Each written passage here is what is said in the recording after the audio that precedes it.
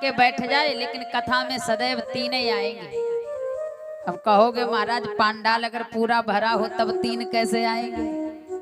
हमेशा कथा में तीन बैठे होते हैं, श्रोता, सोता और सरवता।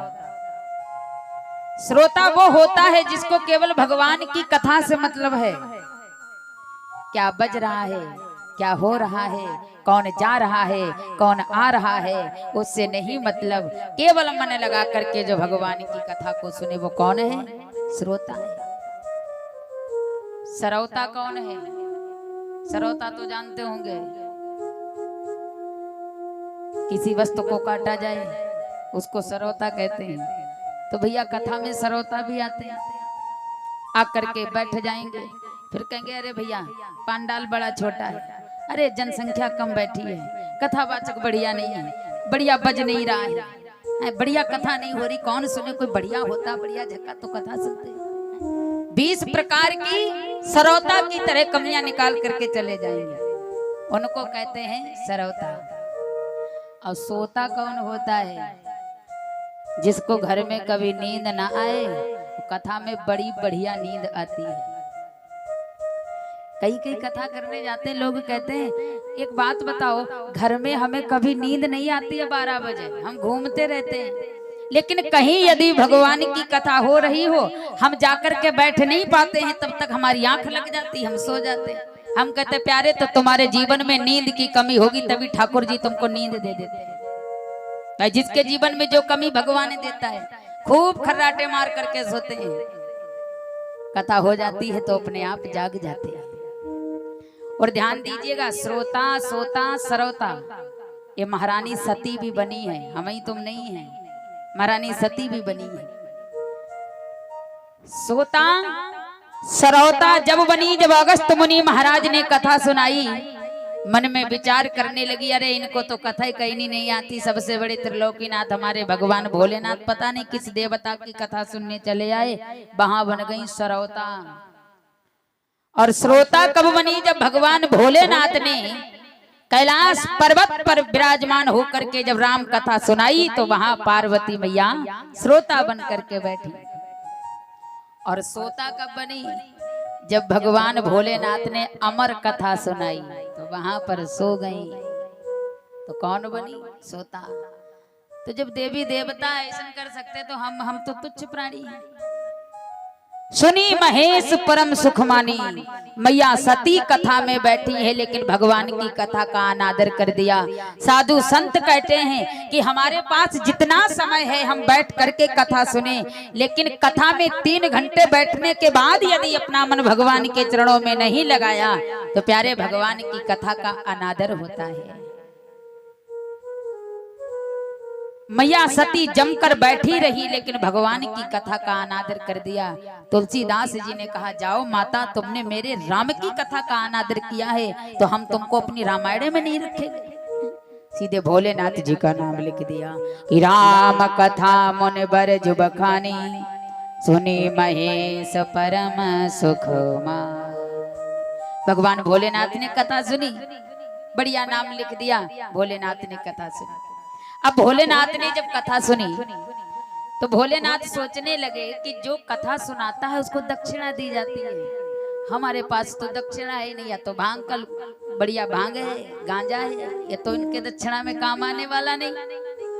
कहने लगे महाराज, आपने हमको राम कथा सुनाई है, हम आपको दक्षिणा में क्या दें? नांग चाहिए कि बिछी चाहिए, कि भांग चाहिए, कि गांजा चाहिए? अगस्त मुनि महाराज कहने लगे, अगर सर्प तुमने छोड़ दिए तो हम दिन भर ले डंडा भगाते ही रहेंगे। ऐसा दान किस काम का महाराज? जो हम जिस चीज का अधिकारी है, हम जिस चीज का, जिस पर हम अधिकार कर सकते हैं, जिसके योग्य हम हैं महाराज, वो हमें दक्षिणा में दे दिए। और भोलेनाथ ने बिना दक्षिणा कथा नहीं सुनी। दक्षिणा में क्या दिया भोलेनाथ जी ने?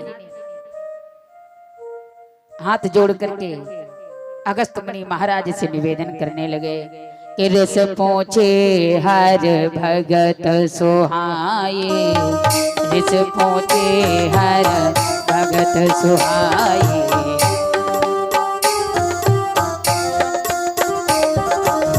रस पहुँचे हर भगत सुहाए, कहियो सांभो अधिकारी पाए।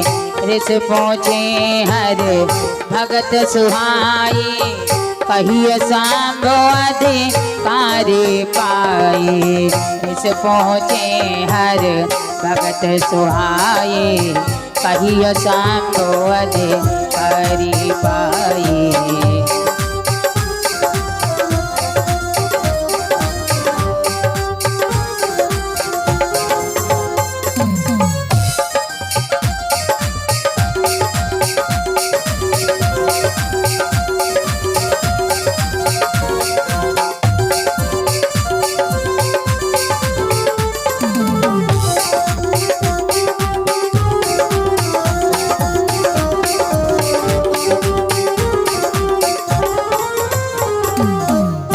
भगवान भोलेनाथ ने दक्षिणा में क्या दे दिया? बोले ऋष पूछी हर भगत सुहाई, कही शंभु अधिकारी पाई।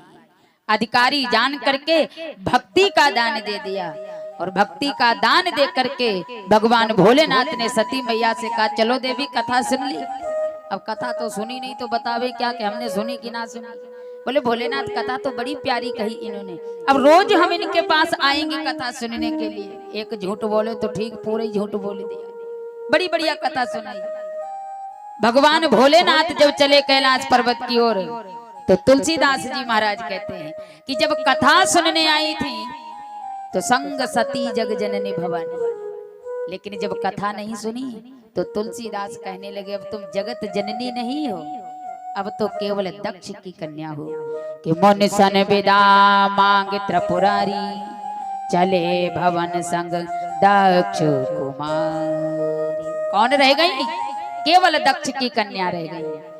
जैसे भगवान भोलेनाथ चले कैलाश पर्वत की ओर, उसी समय क्या हुआ कि दंडक वन में भगवान राम रहते थे।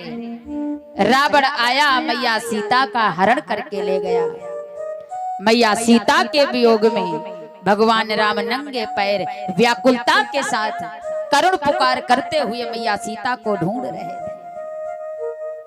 कैसी अवस्था थी भगवान की कि खग मृग हे मधुकर श्रेणी, खग मृग हे मधुकर श्रेणी।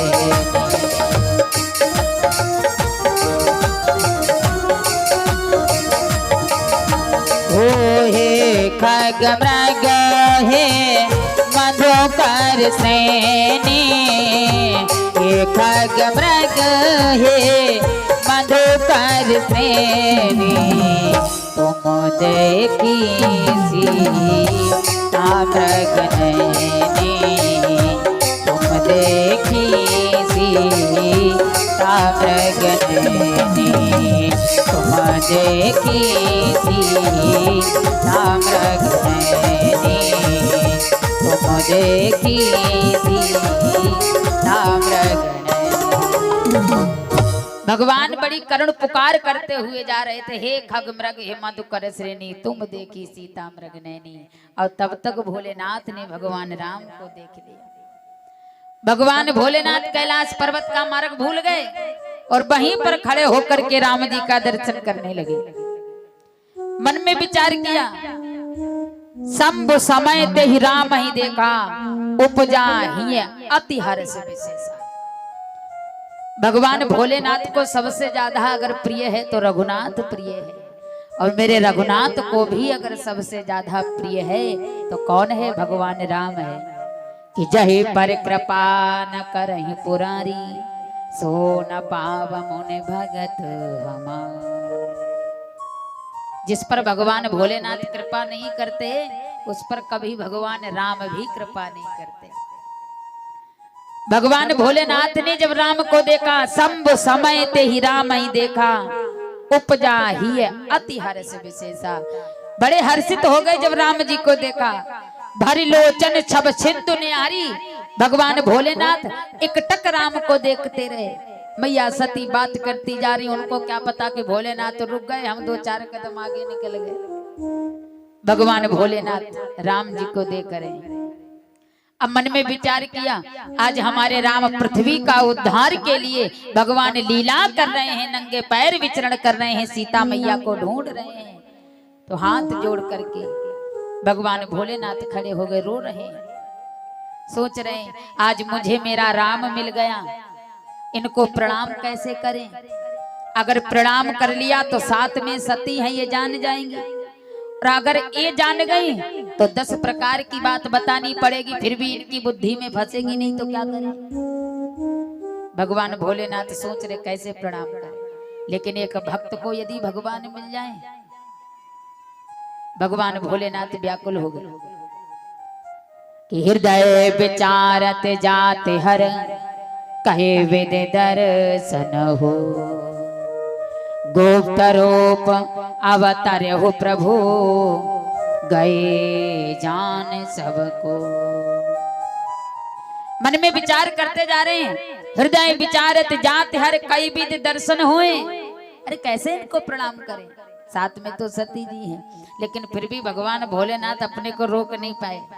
भगवान भोलेनाथ खड़े हो गए और खड़े होकर के दोनों हाथों को जोड़ करके मन में प्रणाम नहीं किया, जोर से प्रणाम किया, और हाथ जोड़ करके जिस समय भगवान को प्रणाम किया कि जय सच्चिदानंद जग पावन, आसे कहीं चले हो मनोज नसावन। जय सच्चिदानंद कहकर के प्रणाम किया। सती मैया कहने लगी एक सच्चिदानंद तो साथ में, दूजे सच्चिदानंद कहां से आ गए। घूम करके देखा, भगवान भोलेनाथ के आंखों से अश्रु बह रहे हैं, दोनों हाथों को जोड़ करके खड़े हैं, जय सच्चिदानंद जय सच्चिदानंद जय सच्चिदानंद कर रहे हैं। महारानी सती आई, बोले ये भोले बाबा किसको प्रणाम कर रहे हो, कौन है सच्चिदानंद। भगवान भोलेनाथ ने सोचा अब इनको हम क्या उत्तर दें कि कौन सच्चिदानंद है। भगवान भोलेनाथ कहने लगे कुछ नहीं, बस हम अपने प्रभु को प्रणाम कर रहे थे, सच्चिदानंद को कर रहे थे। लेकिन मैया सती कहने लगी ये बाबा ये सच्चिदानंद है कौन, ये तो बताओ। भगवान भोलेनाथ ने इशारा कर दिया, जो ये जा रहे हैं यही तो मेरे सच्चिदानंद हैं। मैया सती और ठास लगा करके हंसने लगी, बोले अच्छा हम ये तो जाने कि तुम्हारे सच्चिदानंद होंगे तो वैसे ही जैसे तुम हो। अरे जिसके पैर में पादुका नहीं है, आंखों में अश्रु हैं, एक राजा के पुत्र की भांति एक व्याकुलता के साथ जो पृथ्वी पर विचरण कर रहे हैं, यही तुम्हारे सच्चिदानंद भगवान हैं। इनके ही लिए तुम इतने व्याकुल हो। मैया सती के मन में संदेह हो गया कि चले जात शिव सती समेता, चले जात शिव सती समेता, चले जात शिव सती समेता, चले जात शिव सती समेता, पुन पुन फूल किते कृपा निकेता, पुन पुन फूल किते कृपा निकेता।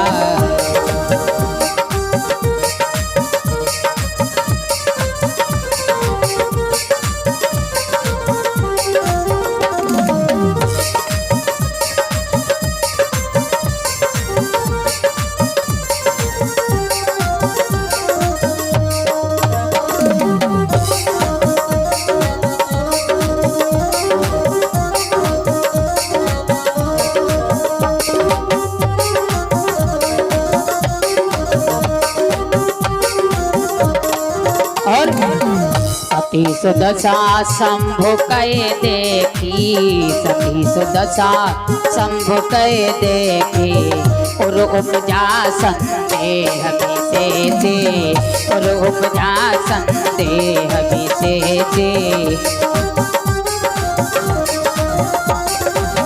और उपजा संदेह विशेषे।